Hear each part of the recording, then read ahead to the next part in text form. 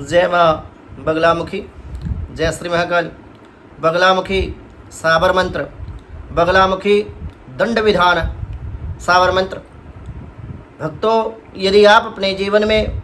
कुछ नया सीखना चाहते हैं तो आप हमारे YouTube चैनल माँ बगलामुखी भक्त कुरुक्षेत्र को सब्सक्राइब करना ना भूलें। मैं आचार्य प्रदीप भारद्वाज अपने YouTube चैनल माँ बगलामुखी भक्त कुरुक्षेत्र में आप सभी भक्तों का हार्दिक स्वागत करता हूँ, हार्दिक अभिनंदन करता हूँ। मैं आशा करता हूँ कि आप सभी स्वस्थ होंगे, मस्त होंगे। माँ बगलामुखी की कृपा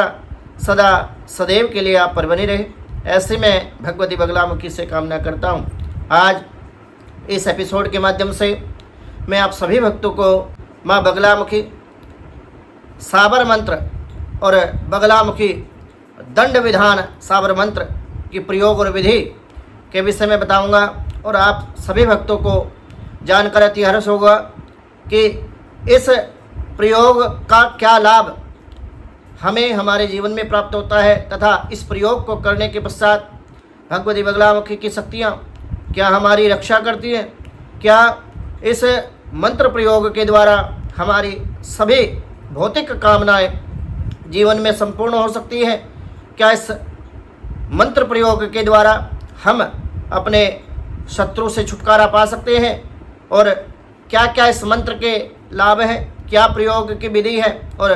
कैसा शास्त्रों में इस प्रयोग के विषय में बताया गया है। संपूर्ण जानकारी आपको मेरे द्वारा एपिसोड के माध्यम से प्राप्त होगी। आप वीडियो को बिना स्किप किए हुए पूरा अवश्य देखें ताकि आपको अपने जीवन में अद्भुत ज्ञान प्राप्त हो सके और भगवती बगलामुखी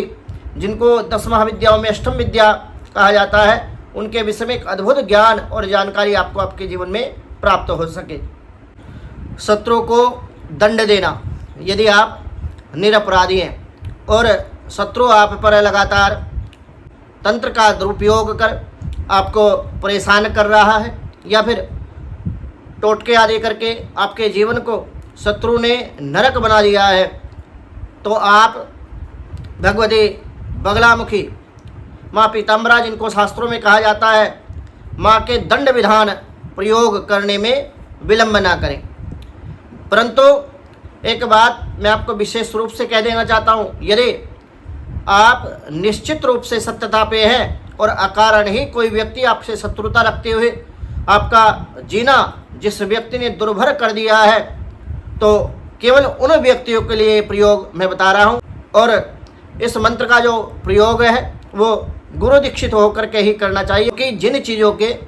जितने तीव्र प्रभाव जीवन में होते हैं, जिन प्रयोगों के जो प्रभाव हैं बहुत ही तीव्र होते हैं, तो उनके साइड इफ़ेक्ट ऐसा नहीं है कि आपको नहीं होगा। वो आप भले ही सत्यता पे हैं परंतु कहीं ना कहीं ये अनैतिकता है, ये प्रकृति के नियम का उल्लंघन है और भगवती की कृपा पात्र तो आप बन ही जाएंगे, परंतु फिर भी कुछ भाग, क्योंकि किसी को कष्ट देना, किसी से निजी शत्रुता रखते हुए उस पर तंत्र आदि प्रयोग करना, ये भी कहीं ना कहीं शास्त्रों में अनैतिक बताया है। यदि हम वैदिक के अनुसार देखें तो इसका जो प्रयोग है आपको किसी योग्य गुरु के सानिध्य में या फिर किसी योग्य गुरु से दीक्षा लेने के पश्चात ही आप इस दंड विधान को कर सकते हैं, अन्यथा आपको इसमें हानि भी हो सकती है। तब माँ बगलामुखी के दंड विधान करने में आप देरी ना करें, ना ही आप विलंब करें जब तक दुष्ट को उसकी दुष्टता का दंड नहीं मिल जाता। यदि कोई दुष्ट है जिसके कारण आपका जीना जो है दुर्भर हो गया है, वह अपनी शक्तियों का दुरुपयोग करता ही रहता है, आप पर अनैतिक तरीके से तंत्र अभिचार आदि क्रिया करके आपके ऊपर बार बार तंत्र क्रिया आदि कोई व्यक्ति करता है, अपने गुरु से आज्ञा लेकर दंड विधान को आप प्रारंभ कर दें। शीघ्र ही दुष्ट के किए हुए कर्मों की सजा माँ बगलामुखी स्वयं देती है। निश्चित रूप से ये एक ऐसा प्रयोग है जो कभी ना फेल होने वाला एक मात्र और मात्र ऐसा प्रयोग मैं आप सभी भक्तों के समक्ष लेकर के उपस्थित हुआ हूँ। यदि आप इसको अपने जीवन में अपना लेते हैं तो आपके जीवन से शत्रु बाधा समूल नष्ट हो जाएगी, आपका शत्रु निस्तेज हो जाएगा और वो आपका अनिष्ट नहीं कर पाएगा। मैं अपने जीवन काल में ऐसे बहुत सारे भक्तों को और बहुत सारे लोगों को जानता हूँ जिनका पूरा जीवन संघर्ष में निकल गया, परिश्रम करने के बावजूद भी उन लोगों को अपने जीवन में परिश्रम का प्रतिफल अपने जीवन में प्राप्त नहीं हुआ और सारा जीवन वो परेशान ही रहे,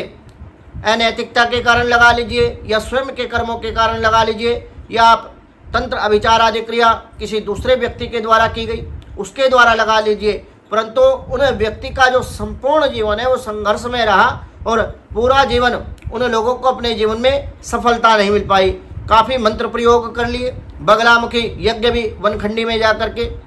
और नलखेड़ा में जा करके, ऐसे बहुत सारे लोग मेरी वीडियो पे कमेंट कर रहे हैं, तो ऐसे निजी लोगों से मैं बातचीत भी करता हूं, तो ऐसे बहुत सारे ऐसे लोग हैं जिनका काम भगवती बगलामुखी के यज्ञ के प्रभाव के द्वारा भी नहीं हुआ। तो इस बात को सोचते हुए भगवती की प्रेरणा स्रोत, माँ के आशीर्वाद और माँ की इच्छा अनुसार मैं ऐसे प्रयोग को आपके समक्ष लेकर के आया हूँ। आपने यदि अपने जीवन में मंत्र प्रयोग में सफलता नहीं मिल पा रही, आपने मंत्र प्रयोग किया, यज्ञ किया या फिर किसी के द्वारा आपने कराया, उसके द्वारा भी यदि आपको सफलता नहीं मिल पा रही, तब ग्रामीण आंचल में प्रचलित माँ पीताम्बरा के सावर मंत्र का प्रयोग आप करके अपने जीवन को सुखद और सौहार्द बना सकते हैं। सुखद परिणाम इस प्रयोग के द्वारा मिलता है। प्रयोग से पूर्व साबर पद्धति से इसे जागृत कर लेते हैं, अर्थात होली और दीपावली का जो समय होता है, ग्रहण काल का जो समय होता है, इस समय पर आप इस मंत्र का 1008 बार जप करके इस मंत्र को सिद्ध कर लें, इस मंत्र को जागृत कर लें। और जागृत करने के बाद यदि आप इस मंत्र का प्रयोग करते हैं तो आपके जीवन में एक अद्भुत चमत्कारी लाभ इस प्रयोग के द्वारा आपको देखने को मिलेगा। मंत्र प्रयोग से पूर्व अब मैं प्रयोग विधि पर आता हूँ। मंत्र प्रयोग से पूर्व कन्या पूजन करते ही किसी भंगी की कन्या जिसका मासिक धर्म प्रारंभ ना हुआ हो उसका आप पूजन करते हैं। जो वाल्मीकि जिनको कहते हैं, ऐसे लोगों के यहाँ यदि कोई छोटी कन्या 9 वर्ष तक की कन्या यदि कोई मिल जाए और आप उसका कन्या पूजन करते हैं, जो रजस्वला नहीं हुई हो, जो रजस्वला ना हुई हो, ऐसी छोटी कन्या का आप पूजन करें और एक दिन पूर्व जाकर कन्या की माँ से उसे नहला कर लाने को कहें। आप निमंत्रण दे के आएँ कि उनकी माता से आप आग्रह करें कि मैं देवी पूजन करना चाहता हूँ, आप इसको इस माता स्वरूप बालिका को नहला धुला करके आप स्वच्छ वस्त्र धारण करके आप इसको मेरे घर लेकर के आए और आप उस चंडी स्वरूप बालिका को, भगवती स्वरूप बालिका को पीले वस्त्र और अति उत्तम वस्त्र, जो अच्छे वस्त्र हों, पहनने में देखने में जो सुंदर हों, जो भव्य हों, जो पहनने योग्य हों, ऐसे वस्त्र उस छोटी सी माँ चंडी के स्वरूप बालिका को आप दें और उसके पश्चात आप चुनरी उड़ा करके, पीले रंग की चुनरी उस छोटी सी बालिका को आप उड़ाएं और उड़ाने के बाद में ऊंचे आसन पर किसी काष्ठ की चौकी पर पीला वस्त्र बिछा करके आप उस बालिका को उस काष्ठ की चौकी पर बैठा दें और खुद नीचे आसन लगा करके बैठ जाएं। उसके बाद में हृदय भावना करें कि माँ का श्रृंगार आप कर रहे हैं, माँ का पूजन आप कर रहे हैं। क्योंकि विशेष रूप से एक बात मैं आप लोगों से कह देना चाहता हूँ कि भावे विद्यते देवो भव, यदि आपके अंदर भाव की कमी होगी, समर्पण की कमी होगी और कहीं ना कहीं आपके मन में छल कपट होगा, तो जितने मर्जी प्रयोग कर लीजिए भैया, कोई फर्क और कोई लाभ आपको नहीं मिलने वाला। इस क्रिया में भाव ही प्रधान होते हैं, क्योंकि भगवती आपसे कुछ नहीं चाहती और आप क्या दे सकते हैं और हम क्या दे सकते हैं। हम इस सर्वत्र संसार को चलाने वाले जो एक महाविद्या है उसको कुछ भी नहीं दे सकते, उनके लिए हम दिन भर भी कुछ नहीं कर सकते। इसलिए